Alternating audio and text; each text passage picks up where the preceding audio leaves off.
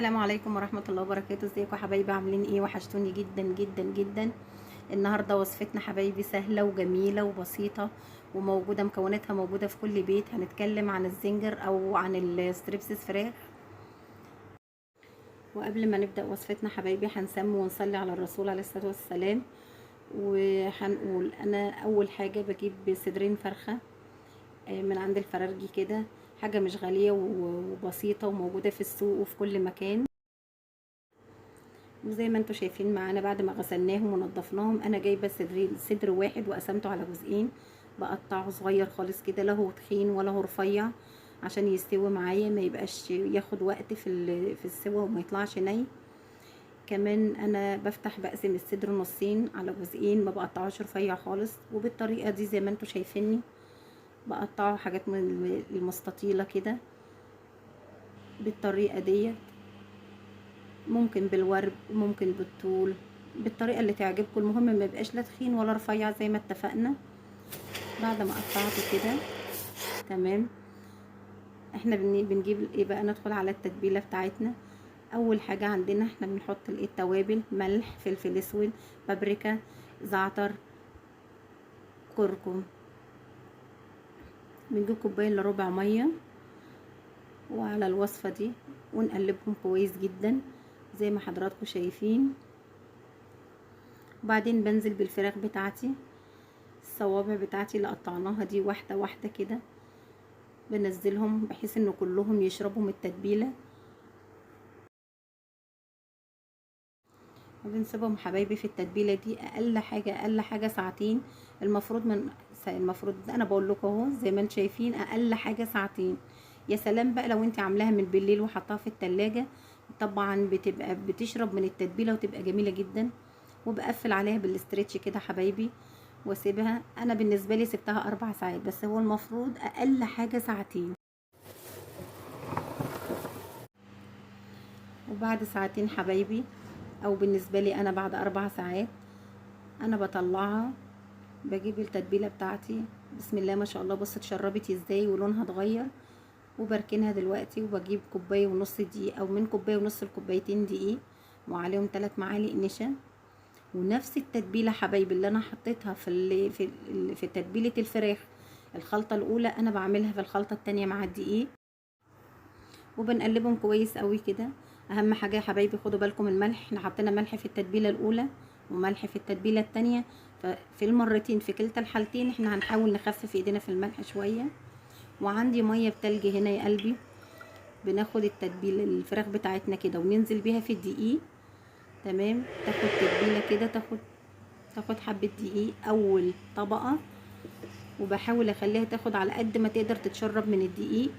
وبنزل بيها في الميه الساقعه، وارجع للدقيق تاني، اخد الكفر اللي فوق. بناخد الطبقه التانية، والطبقه التانية دي اللي هي بالنسبه لنا طبعا الكفر زي ما قلت لكم لازم يبقى فيها، شايفين حبايبي، يبقى فيها التعريجات دي.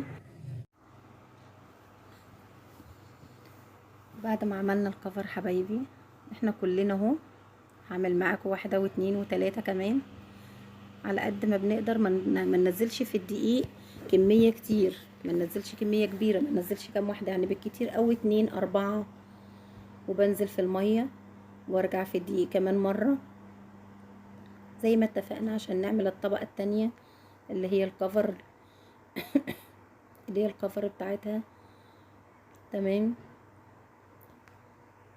شايفين لازم نخليها تاخد وقتها في الدقيق، وتاخد كفايتها عشان تديني القرمشه والطعم بتاع بره بتاع المطاعم والحاجات اللي بيحبوها الولاد ديت. زي ما انتوا شايفين عندي هنا زيت غزير، ولازم يكون سخن حبايبي زي ما انتوا شايفين.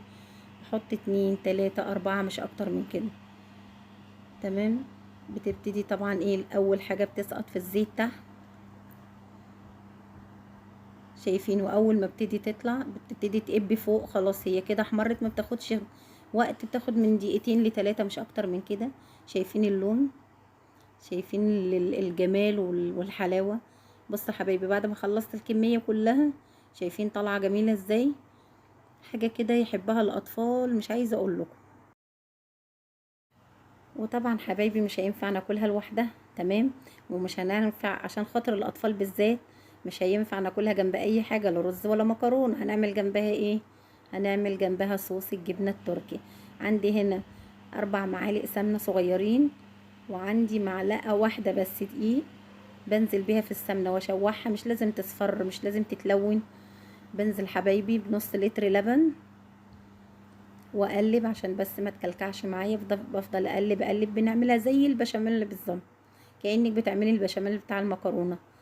وبنزل فيها حبايبي اول ما ابتدي يعني تبقى سميكه معايا وتتخن كده، بنزل بكوبايتين جبنه تركي او جبنه رومي. تمام. لو لقيتها اللي بقت بتتخن معايا بزود حبه لبن شويه بشويه لحد ما يديني القوام اللي انا عايزاه.